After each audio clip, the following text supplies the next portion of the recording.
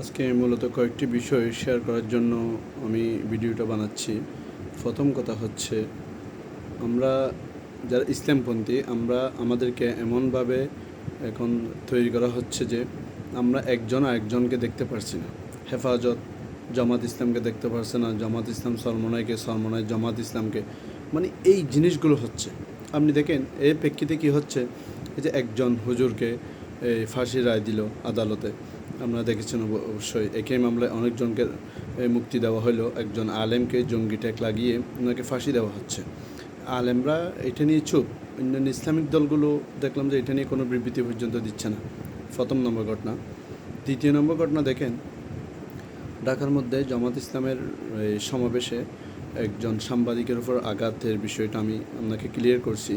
ওই সাংবাদিক, এমন কোনো সাংবাদিক আগে প্রথম আলো বলেন, ডেইলি স্টার বলেন, এই আন্তর্জাতিক মানের সংবাদকর্মীগুলোও কখনো জামাত ইসলাম না, যে কোনো দলের, ছোট দল হোক বড় দল হোক, এইভাবে বলে নাই যে আপনারা প্রধানকে তাকে বক্তব্য দিতে বলেন, আমরা তখন বসে থাকতে পারবো না। এরকম করে একজন এইটা সাংবাদিক না ছেলেটা, এটা হচ্ছে মোবাইলে ভিডিও করে বা অনলাইনে কিছু লেখালেখি করে, এই টাইপের একজন আসি বলল এরপর জামাত ইসলামের ওনারা অনেক সফট মেজাজ দিয়ে ওকে থামাইতে চেয়েছিল। ওর মূল উদ্দেশ্য ছিল একটা পেজ বাজানো। যাই হোক, এখানে একটা সমস্যা হয়েছে। সমস্যা হওয়ার পর হয়তো জামাত ইসলামের কর্মী হতে পারে বা আদার্স কেউ ওই ছেলেকে দুই একটা থাপ্পড় দিয়েছে বা হাতাহাতি হয়েছে, ঘটনা এতটুকু। এটা নিয়ে ইসলামী আন্দোলনের আমির এটা নিয়ে কমেন্টস করছে।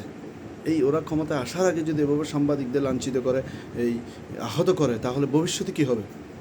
বাস, সমস্যা নেই, আপনি করতেই পারেন, কমেন্টস করতেই পারেন, কিন্তু ঘটনাটা আসলে কি সেটা আপনি বুঝতে পারেন না। আমাদের ফিরসাব এটা বুঝতে পারেন না আসলে কি হচ্ছে। তৃতীয় কথা হচ্ছে, লক্ষ্মীপুরে মেবি একজন হিন্দু একটা পরিবারের 4 জনকে হত্যা করেছে। মা, মেয়ে সবাইকে হত্যা করেছে। কই মুসলমান বলেন, মুসলিম বলেন বা ইসলামী ধর্মীয় যারা অনুশাসন মেনে চলি, ধর্মীয় রাজনীতি, কেউ তো প্রতিবাদ করছেন বলে মনে হয় না। নিউজটা তো এভাবে ভাইরালও হয়নি।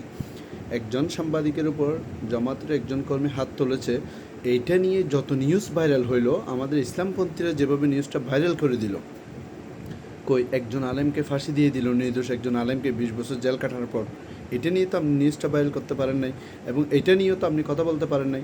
সেকেন্ড টাইম, একটা মুসলিম পরিবারের মা, মেয়ে সবাইকে যে ভাবে হত্যা করলো একটা হিন্দু যুবক, আপনারা তো নিউজটা আপনারাও ভাইরাল করতে পারেন নাই। ওই ছেলের তো ধর্মীয় পরিচয় আনা যাচ্ছে না। আর আপনি একটা অপরাধ করে দেখেন, আপনি অপরাধ করলে আপনার ভাই আগে এটা ভাইরাল করতেছে। আপনি কোথায় আছেন? এভাবে কয়দিন চলবে? আর এভাবে কয়দিন চলবে? আপনি কি করবেন? আপনাকে কালকে টেপে ফেলবো, আপনি বুঝতেই পারবেন না। আপনি এখনও বুঝতেছেন না। আপনার ভাইকে আপনি দূরে ঠেলে দিচ্ছেন, আপনার ইসলামপন্থী ভাইকে আপনি দূরে ঠেলে দিচ্ছেন, আর আপনি মুসলিম যারা খ্রিস্টান আপনাকে বন্ধুরূপে, যাদেরকে গ্রহণ করা নিষেধ, তাদেরকে আপনি বন্ধুরূপে গ্রহণ করতেছেন। আজকে আপনি বলছেন এই বিচার ব্যবস্থা কতদিন চলবে? কেন ভাই? আপনি যদি ক্ষমতা আসতে পারতেন, আপনি যদি আপনার ভাইকে ক্ষমতা বসাতে পারতেন, আপনি শরিয়া আইন চালু চাচ্ছেন। শরিয়া আইন কি ভাই এত সহজ? আপনি আগে ন্যায় বিচার প্রতিষ্ঠা করেন। ন্যায় বিচার কি পার্ট অফ দ্য শরিয়া না? আপনি দুর্নীতি বন্ধ করেন। দুর্নীতি কি শরিয়া একটা অংশ না? আপনি এভাবে করে এগিয়ে যান না। এভাবে করতে করতে সবগুলো হয়ে গেলেই তো শরিয়া অটোমেটিক কায়েম হয়ে যাবে। আপনি সংসদে যাওয়ার কোনো সুযোগ তৈরি করছেন না। সংসদে যাওয়ার যে একটা সুযোগ ছিল সেটা থেকে আপনি দূরে চলে যাচ্ছেন। এখন সেটা যেন আপনি, একজন জমিয়ত বলে দিল না, আমাদের বিএনপি থেকে আমরা কিছু পাই আর না পাই, আমাদের মূল সাকসেস হচ্ছে জামাতকে আমরা চুপ করে রাখতে পারছি। তা উদ্দেশ্য কী ভাই? এভাবে কতদিন চলবে? মুসলমানরা যায় তো মায়ের খাবে, মায়ের শুরু হবে যে শেষ কোথায়, এটা পাবেন না। আমার ভিডিওটা যদি আপনার ভালো লাগে, আপনি দেখবেন ঘটনাগুলো আপনি বিশ্লেষণ করে দেখেন। ইসলামপন্থীদেরকে আলাদা করে দেওয়া হয়েছে। এক ইসলামপন্থী একটা অপরাধ করার আগে অন্য ইসলামপন্থী এটা ভাইরাল করে দেয়। আর মুসলিমরা যদি দর্শন, তারপরে ফাঁসি, খুন খারাপি, যত অপকর্ম আছে সব করলেও মিডিয়া এটা হাইলাইটস হয় না। বুঝছে? আমরা তো আমাদের পিছনেই লেগে আছি, আর ওরা ওদের মতো সব কাজ করে চলে যাচ্ছে। নেক্সট টার্গেট হয়তো আমি বা আপনি। দেখেন, কিছু করতে পারবেন না, শুধু আফসোস করা ছাড়া।